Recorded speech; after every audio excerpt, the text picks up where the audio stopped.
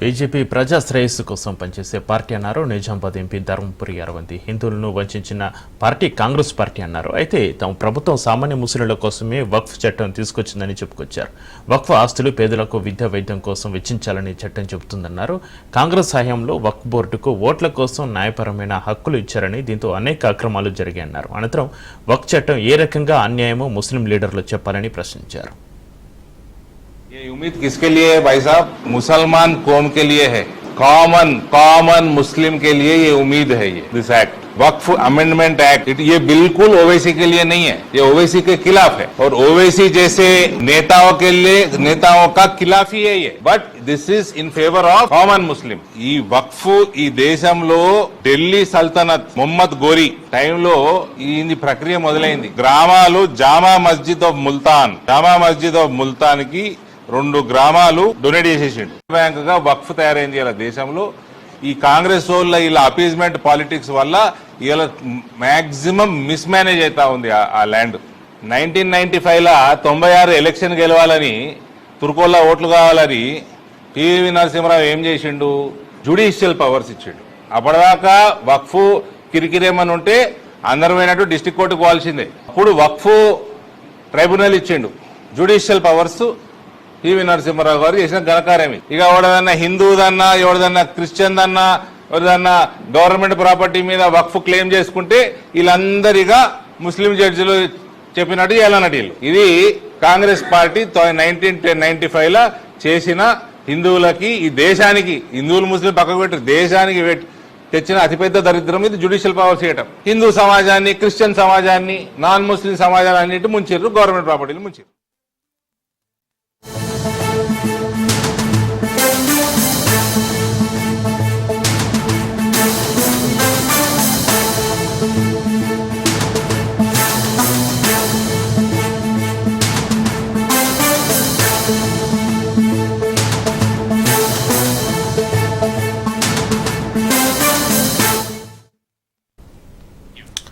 AP liquor scam లో కీలక పరిణామం చోటు చేసుకుంది. లిక్కర్ స్కామ్ లో కీలక నిందితుడిగా ఉన్న రాజ్ కాసిరెడ్డిని అదుపులోకి తీసుకున్నారు. దుబాయ్ నుంచి మారు పేరుతో హైదరాబాద్ కు రాజ్ కాసిరెడ్డి వచ్చారు. రాజేష్ రెడ్డి పేరుతో హైదరాబాద్ కు కాసిరెడ్డి ప్రయాణం కాగా నిఘా వర్గాలు గుర్తించాయి. దీంతో కాపు కాసి మరీ సిట్ అధికారులు అదుపులోకి తీసుకున్నట్టుగా తెలుస్తుంది. ఇక లిక్కర్ స్కామ్ లో రాజ్ కాసిరెడ్డికి సిట్ 3 సార్లు నోటీసులు ఇచ్చినా కూడా విచారణకు హాజరవ్వలేదు. ముందస్తు బెయిల్ రాకపోవడంతోనే కాసిరెడ్డిని అరెస్టు చేశారు.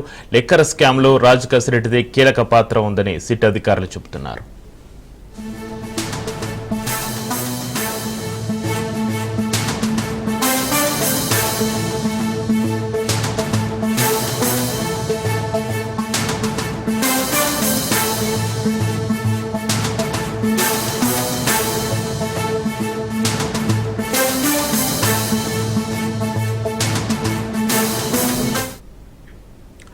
ఏపీ లిక్కర్ స్కామ్ లో కీలక పరిణామం చోటు చేసుకుంది. లిక్కర్ స్కామ్ లో కీలక నిందితుడిగా ఉన్న రాజ్ కాసిరెడ్డిని అదుపులోకి తీసుకున్నారు. దుబాయ్ నుంచి మారు పేరుతో హైదరాబాద్ కు రాజ్ కాసిరెడ్డి వచ్చారు. రాజేష్ రెడ్డి పేరుతో హైదరాబాద్ కు కాసిరెడ్డి ప్రయాణం కాగా నిఘా వర్గాలు గుర్తించాయి. దీంతో కాపు కాసి మరీ సిట్ అధికారులు అదుపులోకి తీసుకున్నట్టుగా తెలుస్తుంది. ఇక లిక్కర్ స్కామ్ లో రాజ్ కాసిరెడ్డికి సిట్ 3 సార్లు నోటీసులు ఇచ్చినా కూడా విచారణకు హాజరవ్వలేదు.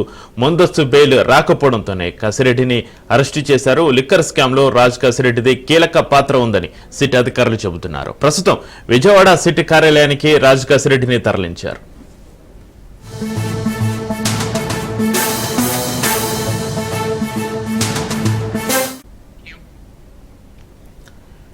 ఇక ఏపీ లిక్కర్ స్కామ్ లో కీలక పరిణామం. లిక్కర్ స్కామ్ లో కీలక నిందితుడిగా ఉన్న రాజ్ కాసిరెడ్డిని అదుపులోకి తీసుకున్నారు పోలీసులు. దీని సంబంధించి మరింత సమాచారాన్ని మా ప్రతినిధి శ్రీనివాస్ ఫోన్లో అందిస్తారు. శ్రీనివాస్, మద్యం కుంభకోణం కేసుకు సంబంధించినటువంటి మరో పరిణామం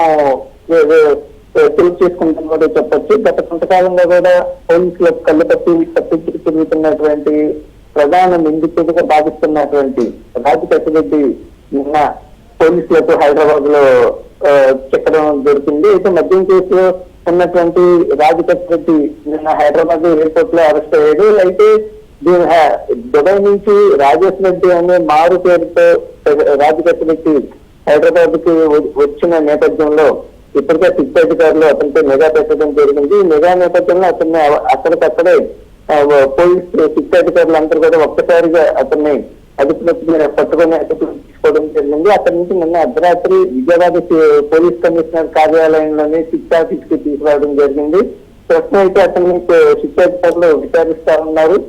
రాజేష్ రెడ్డి పేరుతో హైదరాబాద్ కు వచ్చినటువంటి కసిరెడ్డి ప్రయాణాన్ని ముందుగానే పోలీసులు పసిగట్టారు. ఈ నేపథ్యంలోనే అతన్ని అదుపులోకి తీసుకోవడం, విజయవాడకు తీసుకురావడం జరిగింది.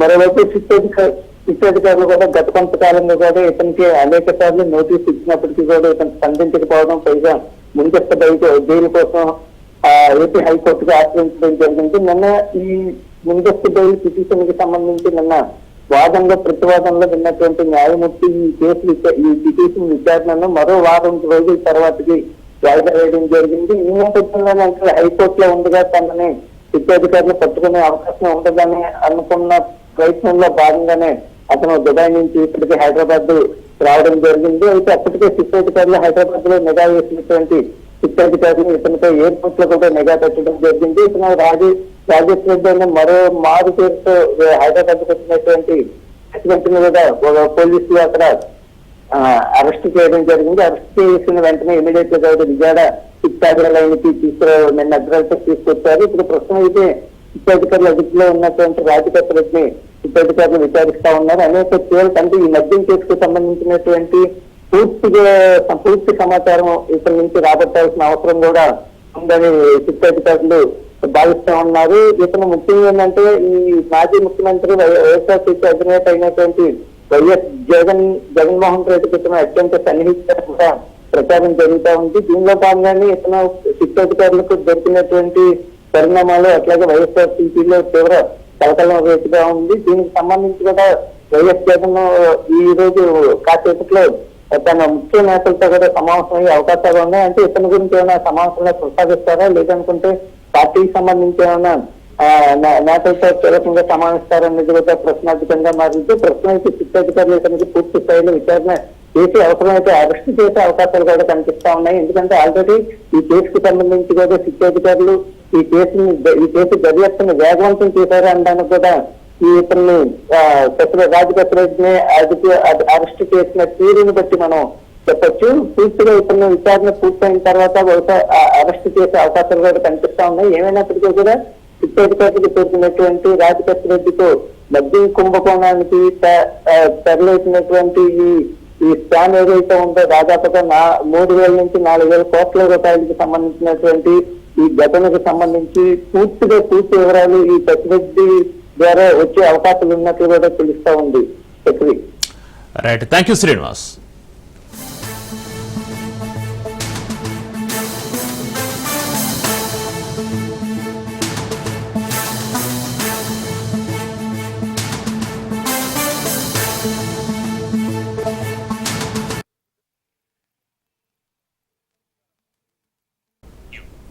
యూట్యూబ్ ఛానల్ ముసుగులో బ్లాక్ మెయిలింగ్ చేస్తున్న వారిపై చర్యలు తీసుకోవాలన్నారు కేంద్ర మంత్రి బండి సంజయ్. ఈ మేరకు రాష్ట్ర ప్రభుత్వాన్ని కోరారు.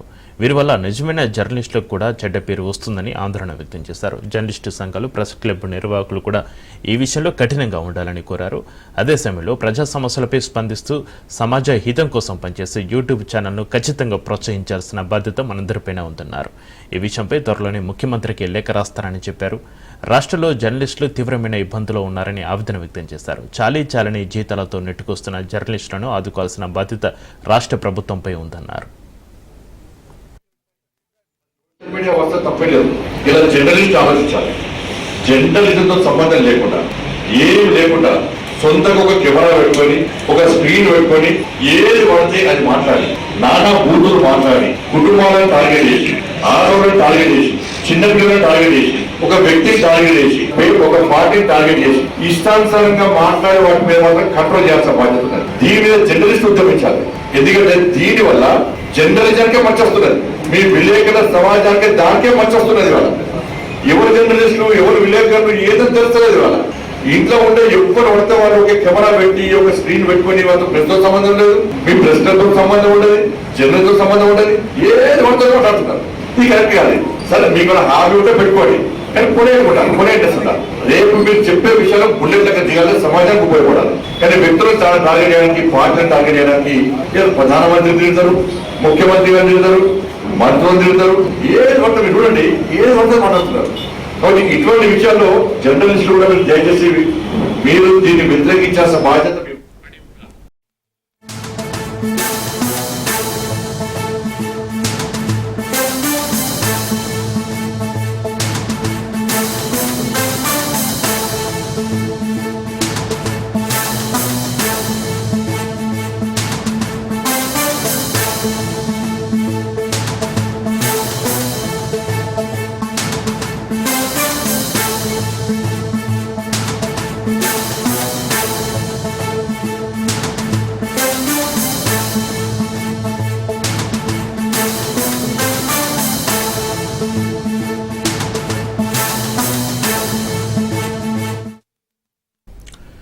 మరో బ్రేకింగ్ న్యూస్ చూస్తున్నా. యూరో పర్యటన ముగించుకున్న సీఎం చంద్రబాబు ఢిల్లీలో పర్యటిస్తున్నారు. అందుబాటులో ఉన్న టీడీపీ ఎంపీలతో సమావేశమయ్యారు. ఇవాళ ప్రధాని మోడీ, కేంద్ర మంత్రులు అమిత్ షా, నడ్డాను కలవనున్నారు చంద్రబాబు. అమరావతి పునర్నిర్మాణ కార్యక్రమాలకు రావాలని స్వయంగా ఆహ్వానించనున్నారు చంద్రబాబు. అలాగే సిఆర్ పాటిల్, నిర్మలా సీతారామన్తో కూడా ఆయన చర్చించనున్నారు. కేంద్ర మంత్రులతో బనకచర్ల ప్రాజెక్టుపై చర్చించనున్నట్టుగా తెలుస్తోంది.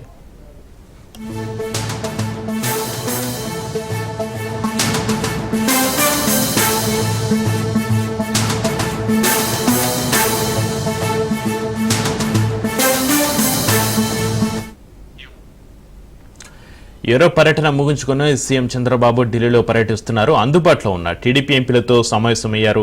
ఇవాళ ప్రధాని మోడీ, కేంద్ర మంత్రులు అమిత్ షా, నడ్డాను కలవనున్నారు చంద్రబాబు.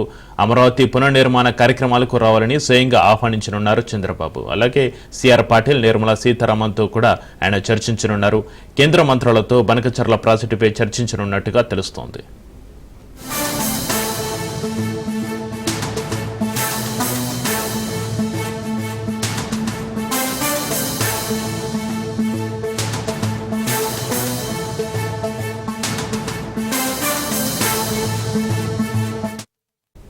తెలంగాణలో పెట్టుబడులకు ఉన్న అవకాశాలను సీఎం రేవంత్ రెడ్డి జపాన్ వేదికగా ప్రపంచానికి చాటి చెప్పారు. ఒసాకాలో జరిగిన వరల్డ్ ఎక్స్పోలో తెలంగాణ రైజింగ్ ప్రతినిధి బృందం పాలుపంచుకుంది. వివిధ రంగాలకు చెందిన వ్యాపారవేత్తలు, పారిశ్రామికవేత్తలతో విడివిడిగా సమావేశమైంది. రాష్ట్రంలో పెట్టుబడులకు ఉన్న అపారమైన అవకాశాలను చర్చించింది. ఈ సందర్భంగా రేవంత్ రెడ్డి ఒసాకాలో జరుగుతున్న వరల్డ్ ఎక్స్పోలో దేశంలోని మొదటి రాష్ట్రంగా తెలంగాణ పాలుపంచుకున్న గర్వంగా ఉందని అన్నారు. తెలంగాణ, జపాన్ల మధ్య ఉన్న చారిత్రక స్నేహాన్ని దీర్ఘకాల భాగస్వామ్యంగా మార్చుకుందామని పిలుపునిచ్చారు. కొత్త ఆవిష్కరణలతో భవిష్యత్తు ప్రణాళికల రూపకల్పనకు కలిసి పనిచేద్దామనే ఆకాంక్షను వ్యక్తం చేశారు.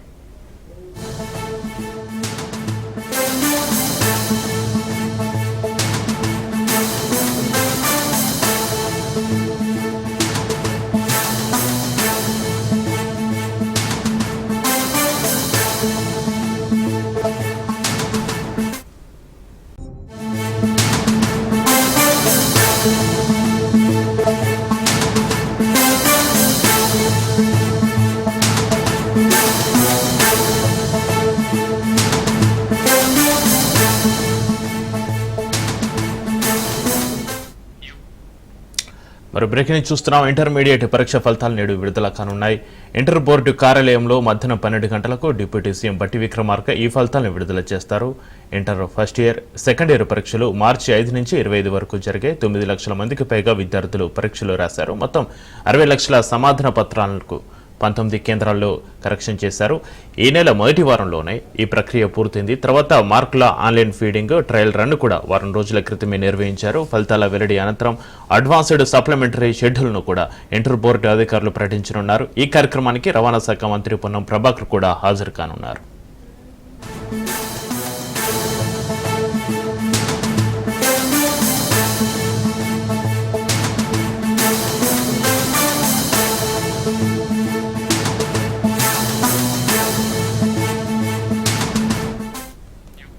ఇంటర్మీడియట్ పరీక్ష ఫలితాలు నేడు విడుదల కానున్నాయి. ఇంటర్ బోర్డు కార్యాలయంలో మధ్యాహ్నం 12 గంటలకు డిప్యూటీ సీఎం బట్టి విక్రమార్క ఈ ఫలితాలను విడుదల చేస్తారు. ఇంటర్ ఫస్ట్, సెకండ్ ఇయర్ పరీక్షలు మార్చి 5 నుంచి 25 వరకు జరిగాయి. 9 లక్షల మందికి పైగా విద్యార్థులు పరీక్షలు రాశారు. మొత్తం 60 లక్షల సమాధాన పత్రాలకు 19 కేంద్రాల్లో కరెక్షన్ చేశారు. ఈ నెల మొదటి వారంలోనే ఈ ప్రక్రియ మొత్తం కూడా పూర్తయింది. తర్వాత మార్కుల ఆన్లైన్ ఫీడింగ్ ట్రయల్ రన్ కూడా వారం రోజుల క్రితమే నిర్వహించారు. ఫలితాల వెల్లడి అనంతరం అడ్వాన్స్డ్ సప్లిమెంటరీ షెడ్యూల్ను కూడా ఇంటర్ బోర్డు అధికారులు ప్రకటించనున్నారు. ఈ కార్యక్రమానికి రవాణా శాఖ మంత్రి పొన్నం ప్రభాకర్ కూడా హాజరు కానున్నారు.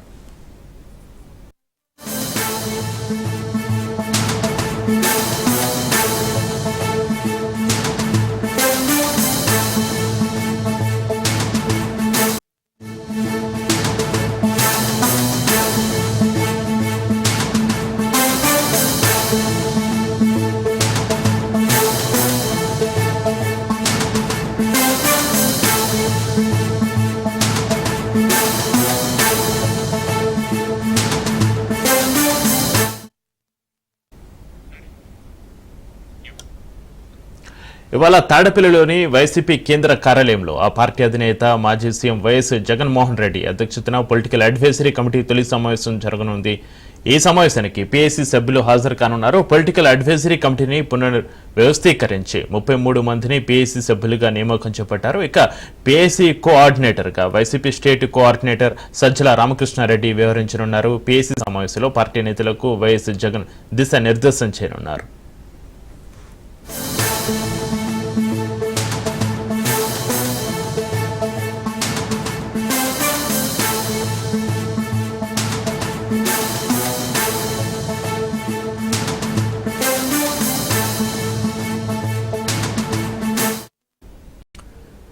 నరేంద్ర మోడీ ప్రధానమంత్రి కాకముందు హైదరాబాద్ సహా దేశంలోని అనేక ప్రాంతాల్లో ఉగ్రమూకలు బాంబు దాడులు చేశాయన్నారు ఎంపీ ఈటల రాజేందర్. కానీ ఇప్పుడు దేశం వైపు కన్నెత్తి చూసేందుకు కూడా భయపడుతున్నారన్నారు. ఎన్నికలలో ఫస్ట్ టైం 45 సీట్లు గెలిచింది భారతీయ జనతా పార్టీ. మొట్టమొదటి స్థానంలో ఉన్న పార్టీ 56 స్థానాలు గెలిస్తే BRS party, Bharatiya Janata party 45 స్థానాలు గెలిచింది. 43 స్థానాలలో ఎంఐఎం గెలిచింది. అంటే ఆనాడు ఎంఐఎం బీఆర్ఎస్ పార్టీ లోపాయికారి ఒప్పందం చేసుకొని అనేక రకాల దౌర్జన్యాలకు పాల్పడి అక్కడక్కడ గెలిచిన మా అభ్యర్థుల్ని ప్రలోభ పెట్టడం కావచ్చు, దబాయింపుల ద్వారా కావచ్చు, అక్రమాల ద్వారా కావచ్చు, వాళ్ళు అక్రమంగా ఎన్నికలను డిక్లేర్ కూడా చేసుకున్నారు. నా 25 సంవత్సరాల రాజకీయ చరిత్రలో ఫస్ట్ టైం చూస్తున్నా ఒక రాజకీయ పార్టీ ఎమ్మెల్యేలు గాని కార్పొరేటర్లు గాని ఎన్నికల్లో పాల్గొనకూడదు అని చెప్పి విప్పించేది. నేను మొట్టమొదటిసారిగా చూస్తున్నా అధికారంలో ఇక్కడ పార్టీ ప్రభుత్వం వలస వచ్చిన వాళ్ళు కావచ్చు, వాళ్ళ కార్పొరేటర్లు కావచ్చు, ఓట్లు వేయొద్దని చెప్పి నిర్ణయించుకోవడం. ఎంఐఎం పార్టీ కాంగ్రెస్ పార్టీ అధికారం ఉంటే వాళ్ళతో అంటగాగుతుంది, బీఆర్ఎస్ పార్టీ అధికారం ఉంటే వాళ్ళతో అంటగాగుతుంది. నేను స్వయంగా బీఆర్ఎస్ పార్టీలో ఉన్నప్పుడు చూసేది బీఆర్ఎస్ పార్టీలో ఉన్నటువంటి మంత్రులు చెప్పిన దానికంటే కూడా అసదుద్దీన్ ఓవైసీ గారు చెప్పిన పనికి ఎక్కువ విలువుంటుందని చెప్పి ఒకటైతేనేమో తేలిపోయింది. కాంగ్రెస్ పార్టీ తన నైజమేందో దేశవ్యాప్తంగా బట్టబలైపోయింది. టీఆర్ఎస్ పార్టీ కూడా అధికారంలో 10 సంవత్సరాలు తేలిపోయింది. దాని కొనసాగింపే ఇవాళ బీఆర్ఎస్ పార్టీ ఓట్లు వేయొద్దు అని చెప్పి విప్పించేటువంటి నీచమైనటువంటి అప్రజాస్వామికమైన పద్ధతికి ఒడిగట్టింది బీఆర్ఎస్. గతంలో పార్టీ బిలో పెట్టిన 18 లక్షల ఎకరాలకు భూభారతి ద్వారా పరిష్కారం చేస్తామన్నారు మంత్రి పొంగులేటి శ్రీనివాసరెడ్డి. గతంలో ఈ అప్పీలు వ్యవస్థ లేక పుస్తులు తాకట్టు పెట్టి కోర్టు మెట్లు ఎక్కాల్సి వచ్చేదన్నారు. రాష్ట్ర వ్యాప్తంగా రెవెన్యూ, ఆర్టీఓ, కలెక్టర్ కార్యాలయాల్లో ఫిర్యాదుల బాక్సులు పెడతామన్నారు. రంగారెడ్డి జిల్లా ఇబ్రహీంపట్నంలో భూభారతి చట్టం 2025 అవగాహన సదస్సులో మంత్రి పొంగులేటి పాల్గొన్నారు. ఇంద్రమ రాజ్యంలో పింక్ కలర్ దుస్తులు వేసుకున్న వారికి కూడా న్యాయమే జరుగుతుంది అన్నారు. అధికారులు తప్పు చేస్తే కఠినమైన శిక్షలు పెట్టామన్నారు. ఇక ధరణిని అడ్డం పెట్టుకుని పింక్ నేతలు చేసిన అరాచకాలను ఒక్కొక్కటిగా బయటపెడతామన్నారు.